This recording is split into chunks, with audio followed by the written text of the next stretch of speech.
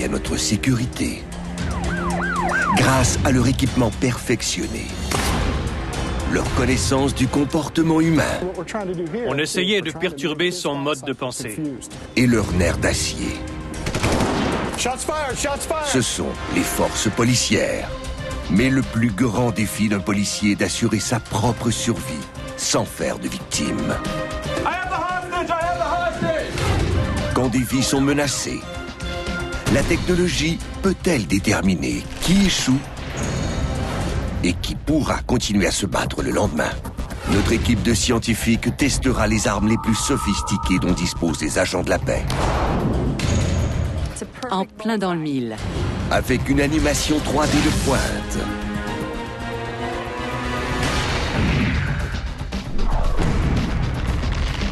Une caméra à grande vitesse.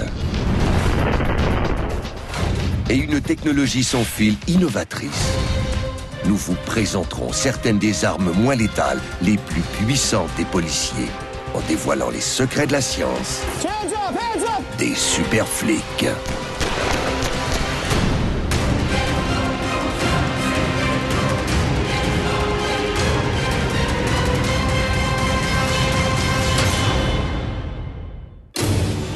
Les policiers travaillent dans un climat de tension permanent.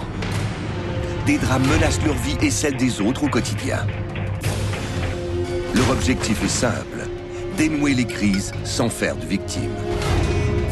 Ils utilisent toutes les astuces du métier et sont bien outillés. Mais de nouveaux dispositifs sont toujours bienvenus. Comme ils ne peuvent être testés sur le terrain, ils le seront ici, dans le laboratoire de sciences du combat. Nos experts vont tester les outils de pointe destinés aux policiers qui travaillent dans des conditions de plus en plus dangereuses. On fera d'abord l'essai d'armes moins létales. Comment minimise-t-elle les risques tout en maximisant l'efficacité?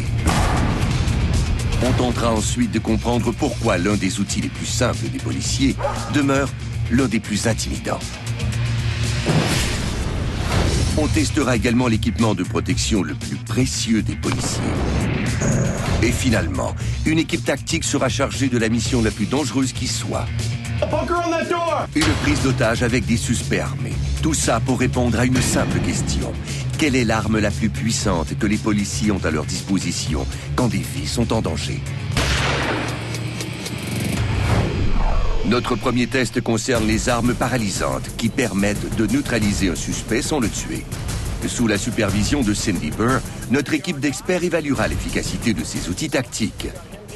La première arme moins létale au banc d'essai est un dispositif de diversion. Dave, de quoi s'agit-il? Une grenade assourdissante, une ALST 471. Les grenades assourdissantes sont utilisées par les équipes d'intervention spéciale lors d'entrées dynamiques ou de prise d'otages afin de désorienter les suspects. Les petites grenades assourdissantes facilitent l'éruption des policiers dans un lieu de perquisition, tandis que les plus grosses, comme celle qui sera testée aujourd'hui, sont destinées à contenir une foule ou à réprimer une émeute. Pour en vérifier l'efficacité réelle, il faut mesurer leur impact sur le corps humain.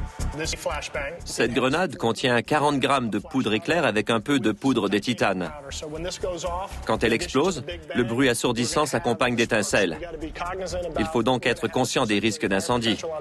C'est l'officier Craig Pumphrey qui lancera la grenade assourdissante non létale. Ce vétéran de sciences du combat est un officier supérieur décoré. Ses nombreuses années d'expérience lui ont prouvé l'efficacité des armes et des tactiques moins létales.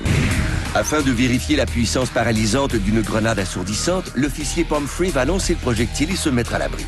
Les grenades assourdissantes ou flashbang en anglais portent bien leur nom. C'est grâce à leur bruit d'enfer et à leur éclat aveuglant qu'elles parviennent à neutraliser les suspects. Cette tête a été conçue spécifiquement pour notre test. Un capteur optique servira à mesurer l'intensité du flash.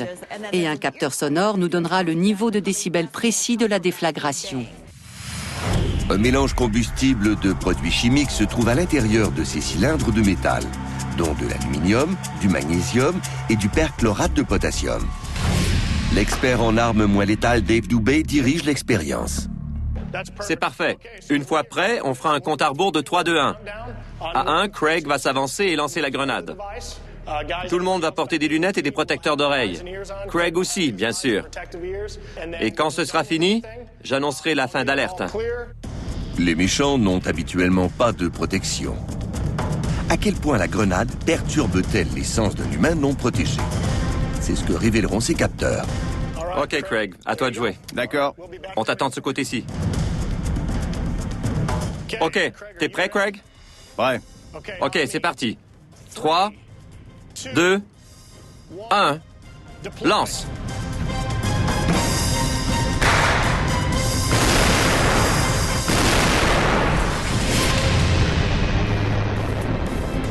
La grenade assourdissante éclate avec une détonation à déchirer les tympans, que nos capteurs évaluent à 185 décibels.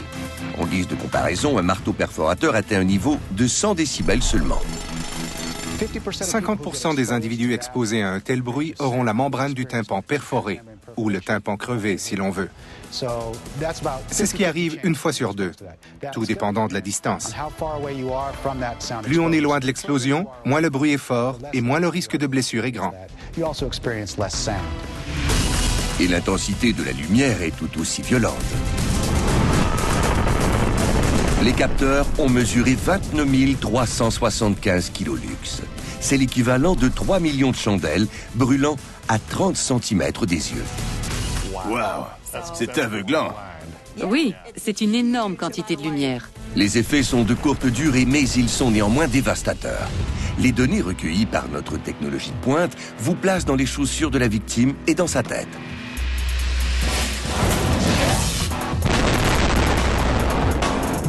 Le flash lumineux instantané frappe les photorécepteurs de la rétine.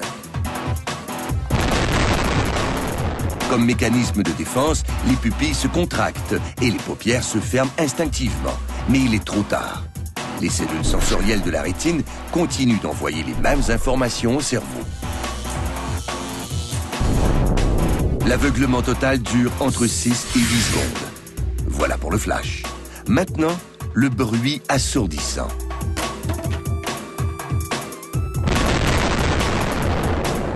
Étonnamment, les décibels ne sont pas une mesure de volume, mais de pression sonore.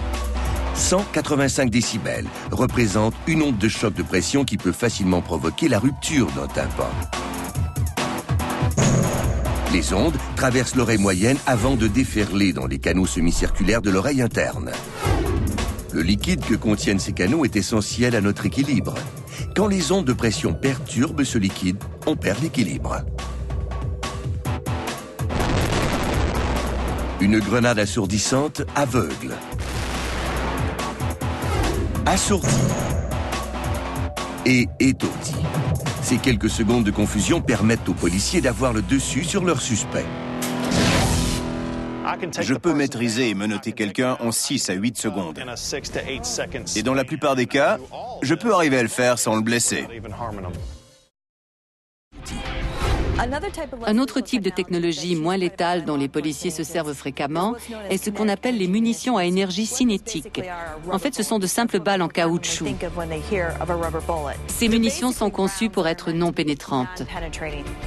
Les munitions à énergie cinétique sont des projectiles à faible vitesse, ce qui ne les empêche pas d'être très efficaces. Cet Irwin tire des munitions bâtons de 37 mm, pesant 78 grammes, à une vitesse de 75 mètres par seconde.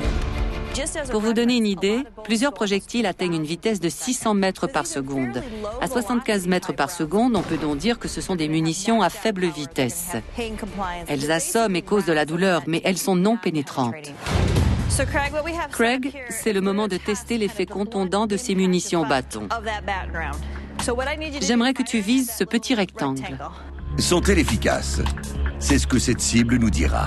C'est un dispositif de biofidélité doté de 3 côtes et d'une matière absorbante qui se déformera sous l'effet du projectile à l'image d'un torse humain. Ces capteurs vont fournir des données révélant les probabilités de blessure. Craig, tu es prêt? Prêt.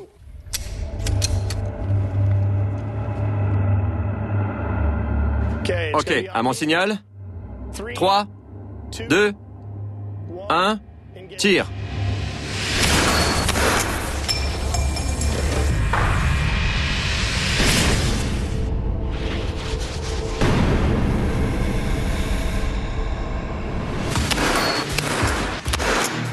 Quand Craig a atteint le dispositif, on a mesuré une force de 80 décanewtons.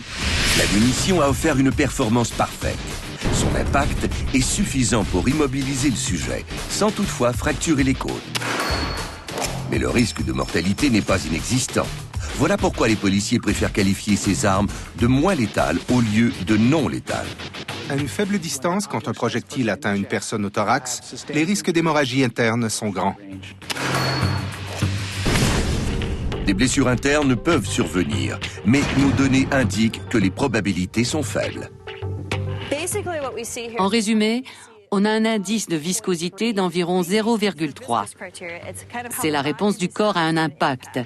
Si un individu recevait un tel projectile, ses chances d'avoir une côte fracturée seraient de 10%. Notre test montre pourquoi les munitions à énergie cinétique sont des armes moins létales hautement efficaces lorsque la précision est nécessaire.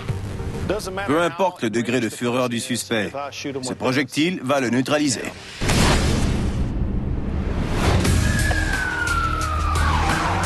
En situation dangereuse, avoir des options et en connaître les conséquences peut sauver des vies.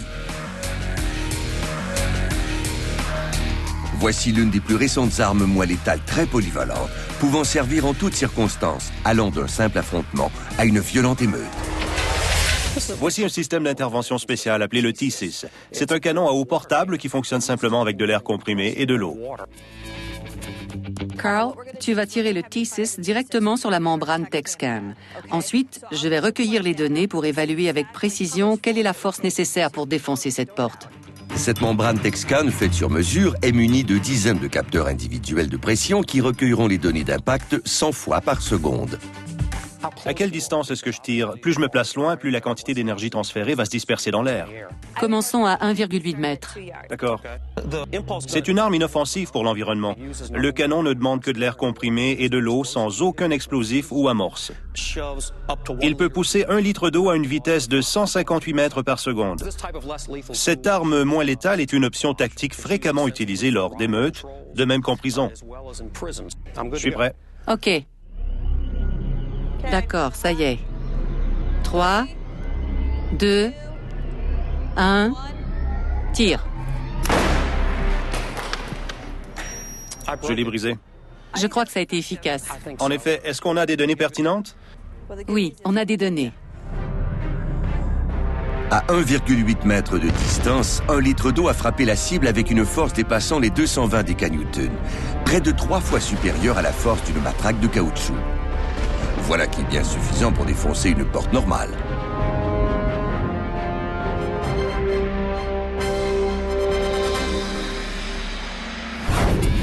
C'est suffisamment puissant pour fracasser une porte.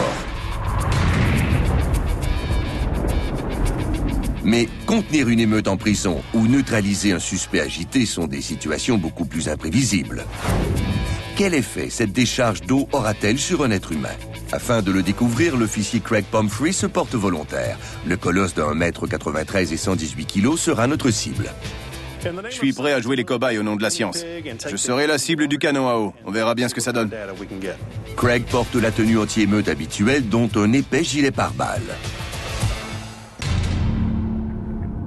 Je tiens à vérifier certains paramètres avant de soumettre Craig à cette expérience, parce qu'il ne faut pas oublier que la peau est le plus grand organe sensoriel du corps humain.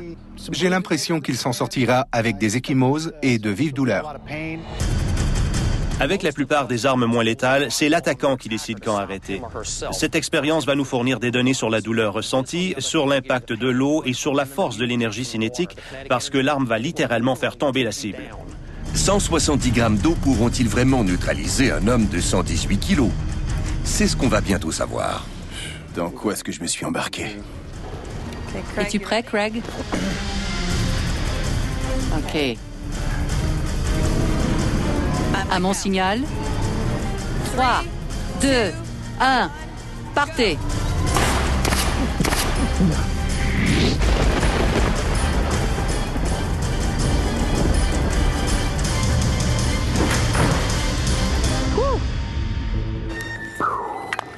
Ça va? Seigneur, comme une tonne de briques. Tout est beau? Ça va. C'est comme si on m'avait planté 1 million d'aiguilles dans la peau en même temps. Ah oui. Ouais. Directement sur le pectoral droit. Ça brûle. Montre-nous la peau sous ton t-shirt. C'est rouge. Juste là. Malgré le gilet. Malgré le gilet, oui. Il a enlevé son gilet et on voyait très bien les lésions sur sa peau. Il avait des contusions et des écorchures malgré son gilet pare-balles et son t-shirt. Sur une personne de taille moyenne ne portant pas de tenue anti-émeute, cette décharge aurait été débilitante. Afin de mieux comprendre l'effet de ces armes sur leurs victimes, l'officier Pumphrey accepte de recevoir un tir à bout portant comme en situation de combat au corps à corps. J'ai certainement perdu la tête. Risque-t-il d'aller trop loin avec cette technologie moins létale? 3, 2, 1, tire.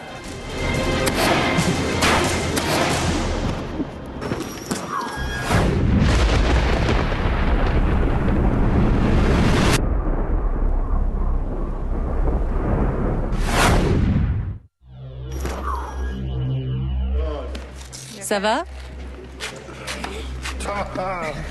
Bon sang. Je n'entends plus rien. L'eau est montée directement dans mon casque. Craig a reçu 200 millilitres d'eau, environ 7 quantités dans une tasse. Mais l'impact l'a fait reculer et tomber par terre. L'eau est propulsée hors de la chambre à une vitesse de 560 km/h.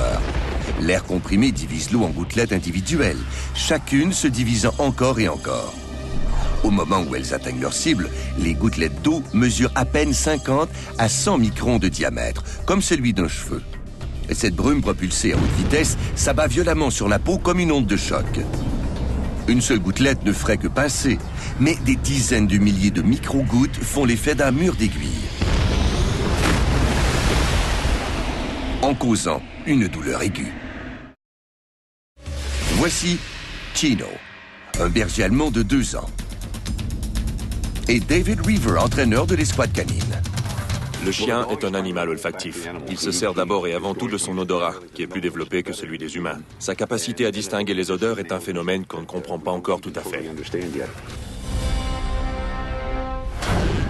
Quand un suspect tente d'échapper à un policier, il perd des cellules de la peau. Ces cellules contiennent énormément d'adrénaline, une hormone que le corps produit en situation de stress. Les chiens policiers reconnaissent l'odeur de l'adrénaline des cellules de la peau. Le suspect laisse une trace que le chien n'a plus qu'à suivre. Première étape, tester l'aptitude de Chino à retrouver un suspect. Tu vas te cacher quelque part dans notre entrepôt et on va le laisser te retrouver. Chino a simplement besoin de renifler la manche du suspect. Pour comprendre comment un chien retrouve sa trace, une caméra sans fil va nous montrer précisément ce que voit le chien.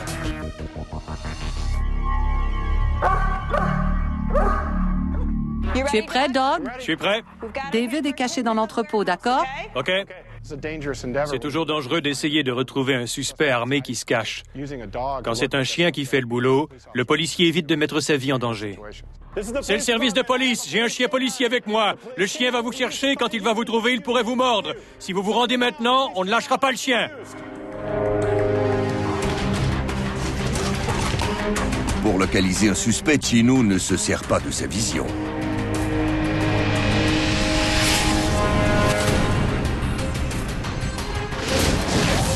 En tournant sa tête d'un côté et de l'autre, Chino inhale les différentes odeurs présentes autour de lui. Quand le chien expire, de petites fentes s'ouvrent de chaque côté des narines pour évacuer l'air. De cette façon, le nez n'inspire pas l'air qu'il vient tout juste d'expirer. Chaque inhalation pénètre dans un dédale de conduit. La cavité nasale est un labyrinthe de tissus recouverts de terminaisons nerveuses. Ces nerfs sont les récepteurs olfactifs. Le nez d'un chien en contient jusqu'à 2 millions, soit 40 fois plus qu'un nez humain. L'odeur chargée d'adrénaline du suspect se transforme en impulsions électriques qui vont se loger dans le cortex olfactif situé dans le cerveau, où chaque odeur est identifiée et classée. À mesure que ces signaux s'accumulent, le chien sait qu'il se rapproche de sa cible.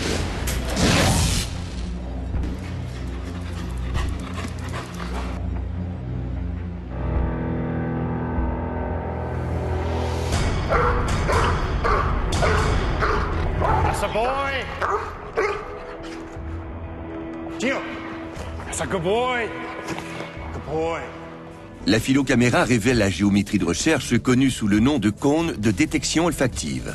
On voit Chino partir à la course tout en reniflant. Il est en train de suivre ce qu'on appelle un cône de détection olfactive.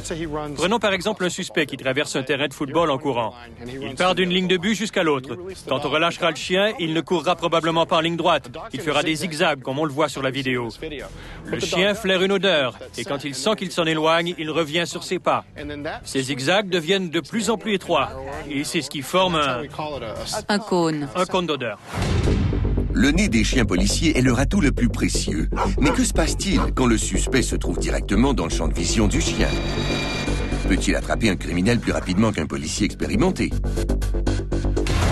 Pour le découvrir, on fait appel à Casper cette fois. Casper et le policier Craig Pumphrey devront relever le même défi. Arrêter un individu qui se trouve à 9 mètres de distance. Quel sera l'obstacle? Le suspect tentera de se protéger derrière une voiture de patrouille. Craig sera muni d'un accéléromètre sans fil qui nous dira exactement à quelle vitesse il court en sautant par-dessus la voiture pour arrêter notre suspect. On ne m'avait jamais mis au défi de courir plus vite qu'un chien. Je vais faire de mon mieux et filer à toute vapeur. Ce chien n'a qu'à bien se tenir. Il ne s'agit pas simplement d'un affrontement entre l'homme et l'animal. Dans une vraie poursuite, une fraction de seconde peut laisser la chance au suspect de s'échapper ou de dégainer une arme à feu. Craig, es-tu prêt? Ouais. John? Oui. D'accord. 3, 2, 1, partez!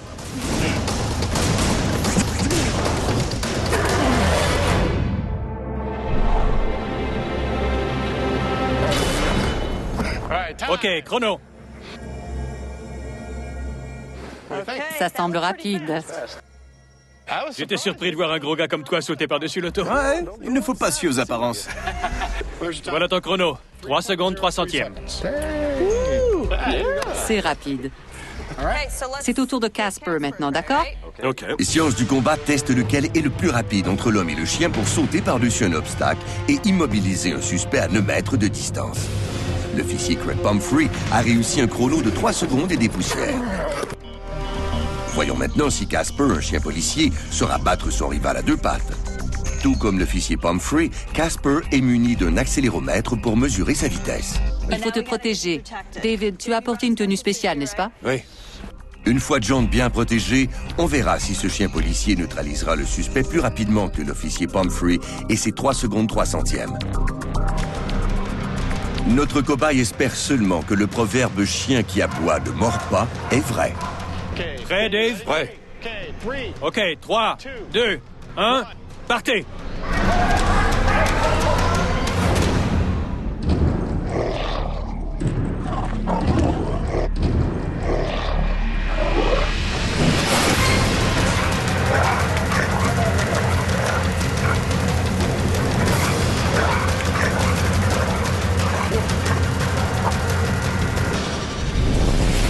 2,97. C'est serré. Oui, tu as fait 3,03, à peine un tout petit peu plus lent. Tu étais à quelques millisecondes du chien. Nos capteurs montrent que tu as couru à 22,5 km/h. Et malheureusement, Casper a couru à 24 km/h. Wow. 1,5 km/h plus vite. Le chien m'a battu par une fraction de seconde. Mais dans la rue, dans la vraie vie, chaque seconde compte. Ça peut faire la différence entre la vie ou la mort. Et cette course n'était qu'un sprint de 9 mètres. Un Malinois comme Casper peut atteindre une vitesse de 56 km/h, tandis que la vitesse maximale moyenne d'un humain ne dépasse pas 24 km/h. Si j'étais un vrai suspect en cavale, je me dirais que j'ai plus de chances de m'en sortir avec Craig qu'avec le chien. Parce qu'on sait que l'animal va nous mordre. On fixe sa gueule.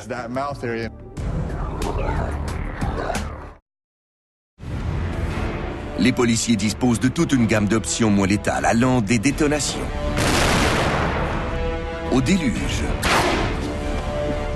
en passant par les chiens. Mais que se passe-t-il quand les moyens dissuasifs échouent et que des armes létales sont braquées sur les policiers? Comment nos protecteurs se protègent-ils eux-mêmes? J'ai été policier pendant 23 ans. Et au cours de ma carrière, des individus m'ont tiré toutes sortes de projectiles. Ce qui m'a sauvé la vie, ce gilet. Les policiers se fient à leur gilet pare-balles pour assurer leur survie au quotidien. Science du combat testera l'efficacité de cet équipement essentiel contre les tirs d'une arme à feu. Au cours de ma carrière de policier à Los Angeles, plusieurs collègues et amis ont perdu la vie sous les balles. Je n'insisterai jamais assez sur l'importance de porter un gilet pare-balles pour un policier, qu'il soit patrouilleur ou qu'il exerce n'importe quelle autre fonction. À quelle force peuvent résister les gilets pare-balles en Kevlar et comment fonctionnent-ils vraiment? Afin d'en savoir davantage, Sandy Burr demande la collaboration de Wei-Tsin Chen, un expert qui étudie l'impact de la balistique sur le corps humain. En enlevant le revêtement protecteur, on peut voir une série de capteurs qui nous permettront de mesurer le mouvement et la distribution de la force sous le gilet pare-balles. Ensuite, on entrera ces données dans un logiciel pour estimer les probabilités de blessure. On a un modèle expérimental anthropomorphique développé par L3W J-Corps. Il est spécifiquement conçu pour mesurer la force exacte du projectile au moment où il touche le gilet. Les capteurs sont dissimulés sous le gilet et tu vas viser la lumière laser. Notre tireur d'élite, John McCarthy, va tirer un coup de feu avec un revolver 9 mm à une distance de 4,5 mètres. La balle traversera un chronographe qui mesurera sa vitesse. Ce gilet est classé 3A, qui est une évaluation standardisée de la performance. Les gilets 3A sont les plus efficaces pour arrêter les balles de revolver. Depuis 1998 aux États-Unis, 2/3 des policiers morts en service ont été abattus par des tirs de revolver. L'efficacité des gilets pare-balles est d'une importance capitale. 3, 2, 1, feu!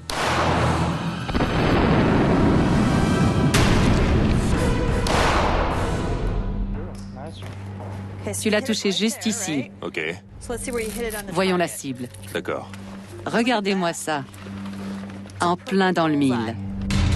C'est ce qui va nous dire comment la force de la balle a été distribuée.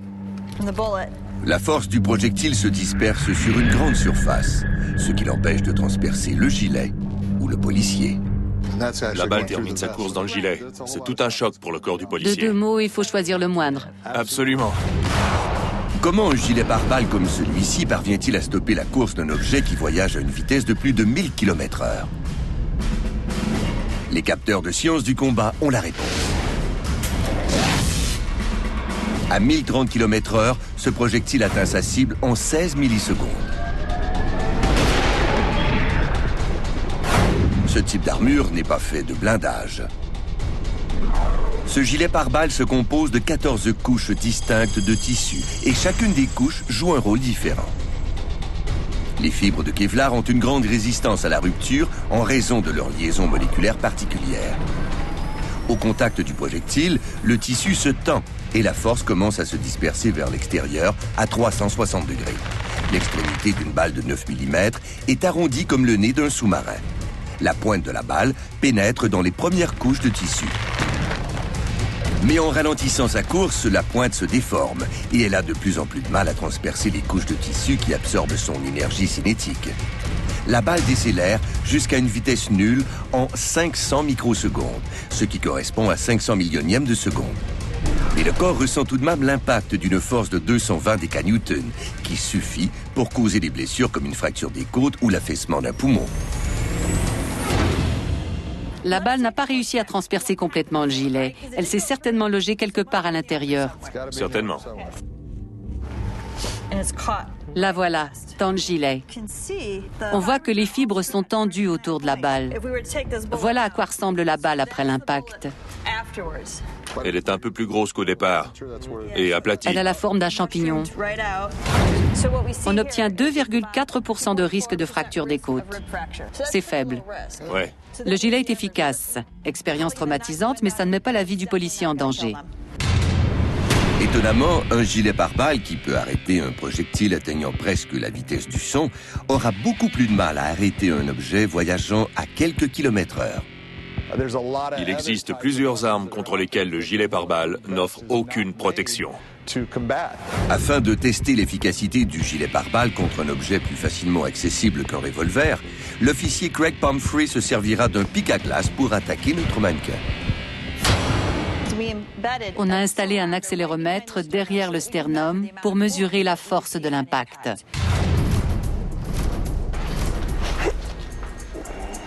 OK. 3, 2, 1, vas-y.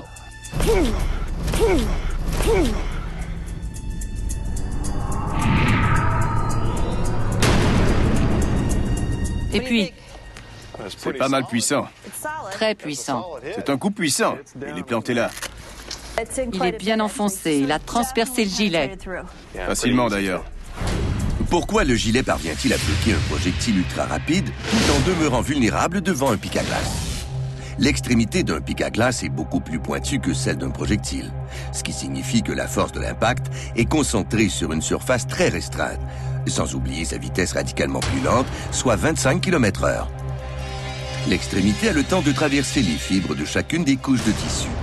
Le pic à glace frappe le corps avec une force de 34 décanewtons, ce qui suffit pour transpercer la chair et atteindre les organes internes. Comment les policiers peuvent-ils se protéger contre ces armes rudimentaires? Voici une plaque de blindage de 2,5 cm d'épaisseur. Elle est faite de polyuréthane et de fibres aramides. On va répéter l'expérience avec cette plaque. Cette plaque de 2,1 kg se glisse à l'intérieur du gilet pour offrir une protection accrue contre les objets à faible vitesse de pénétration. 3, 2, 1, vas-y.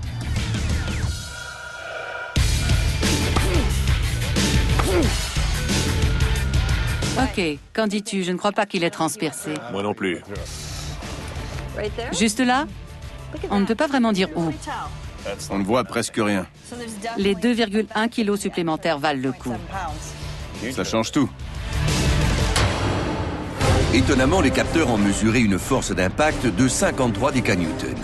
Comme la force exercée sur un corps est égale à sa masse multipliée par son accélération, les 2,1 kg supplémentaires du gilet augmentent la force de l'impact.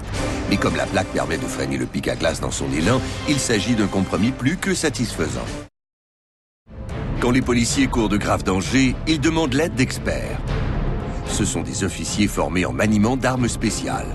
Il s'agit de l'équipe tactique. Le physiologiste du sport David Sandler dirige notre équipe de scientifiques. La mission qu'ils ont imaginée mettra durement à l'épreuve nos policiers. On est curieux de voir comment réagissent les membres d'une équipe tactique qui se retrouvent dans des situations extrêmement dangereuses.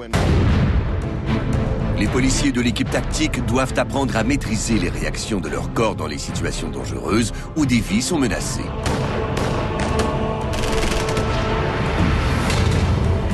On veut découvrir si ces surhommes savent contenir les réactions physiologiques involontaires de leur corps et peut-être même s'en servir à leur avantage. Il faut affronter le danger. C'est donc dire qu'il faut s'entraîner à surmonter les aspects physiologiques négatifs de la réaction de lutte ou de fuite. Afin de tester leur capacité à maîtriser à la fois leur esprit et leur corps, on a mis en scène un scénario cauchemardesque. Cachés dans ce dédale de bureau, plusieurs suspects armés menacent de tuer un otage.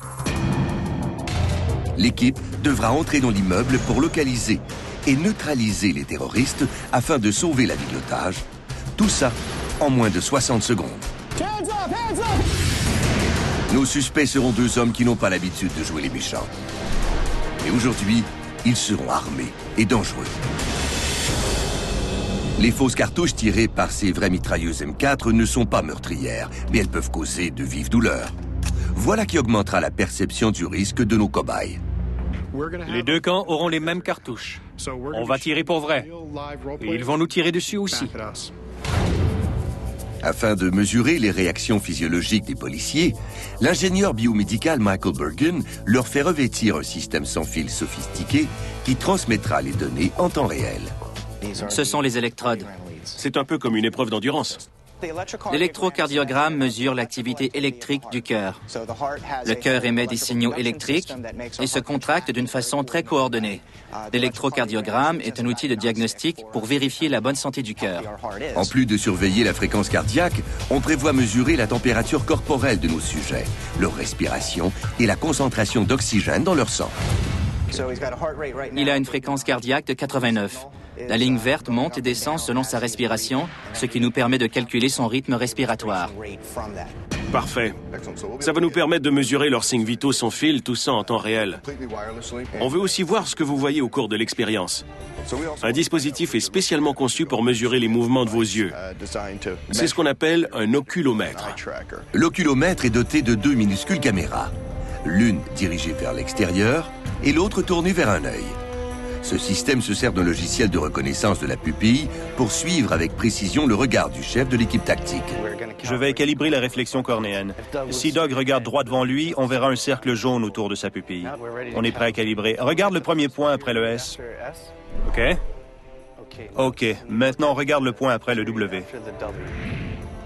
D'accord, il est prêt à y aller.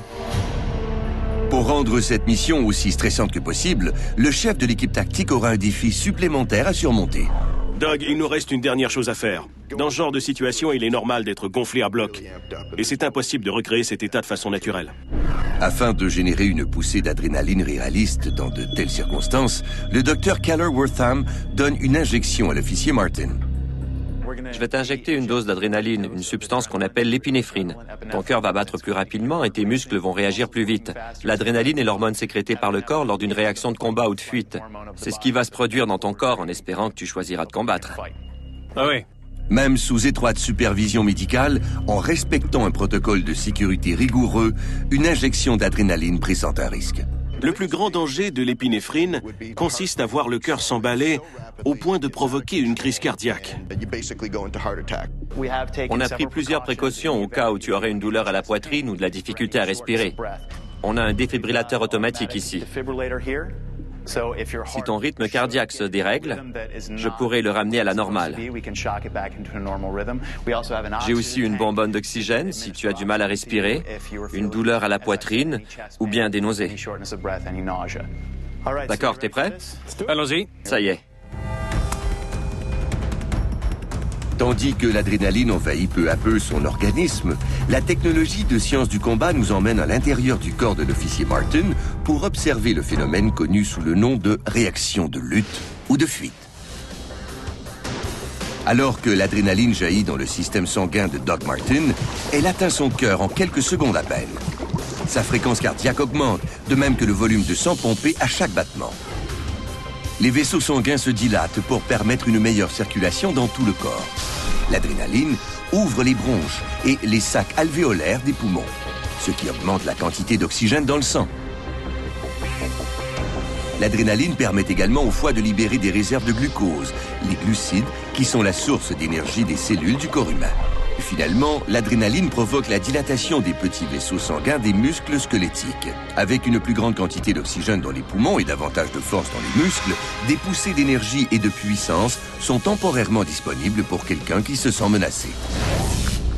Sens-tu déjà quelque chose? Mon cœur bat plus vite, je le sens. La montée d'adrénaline survient avant même le lancement de l'opération. L'officier Martin explique la teneur de la mission à ses hommes. C'est une opération de sauvetage d'otages habituelle. Si l'on entend un coup de feu, on identifie l'emplacement du suspect ou de l'otage. On se dirige vers le suspect et on libère l'otage. Assurez-vous de ne pas oublier personne derrière. Vous êtes prêts? La mission me rend nerveux. J'ai peur d'échouer. J'ai peur de faire une erreur. La pire chose qui puisse arriver dans ce genre d'opération, c'est de faire une erreur. L'équipe tactique doit localiser et neutraliser des terroristes qui menacent de tuer leur otage dans 60 secondes. OK, 3, 2, 1, partez! Grâce à leur entraînement intensif, l'adrénaline devient-elle une arme de plus dans l'arsenal des policiers?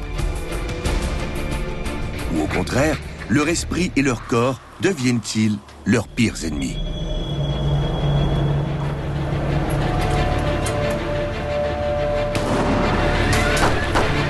Shots fired! Shots fired! Push through the shots!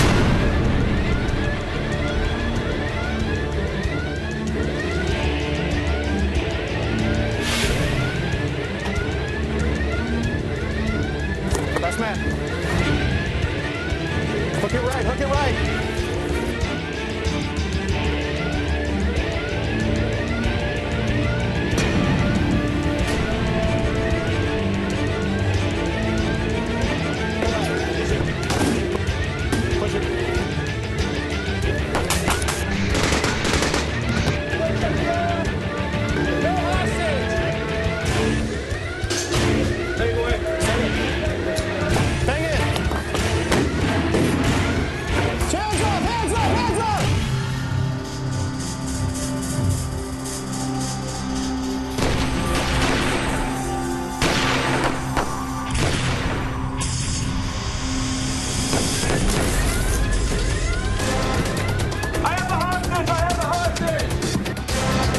Martin to CP.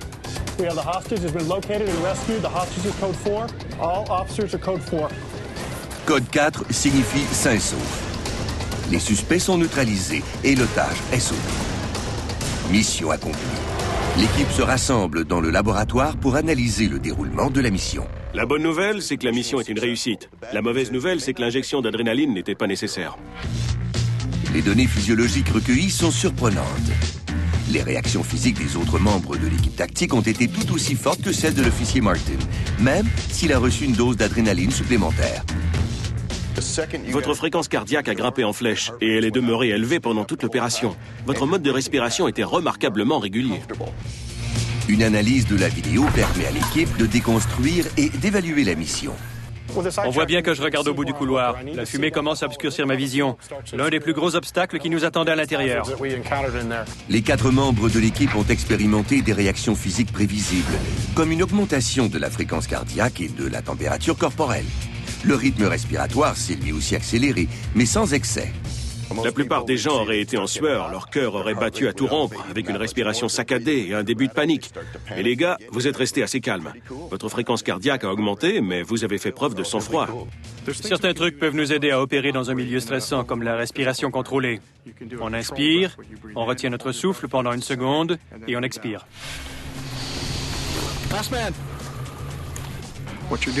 On remplit nos poumons d'oxygène pour tenter d'oxygéner notre sang. Et ce sang oxygéné rejoint le cerveau, ce qui nous permet de réfléchir et de prendre de bonnes décisions.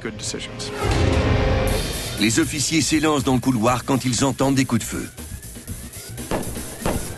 Ils sont entraînés à choisir la confrontation plutôt que la fuite.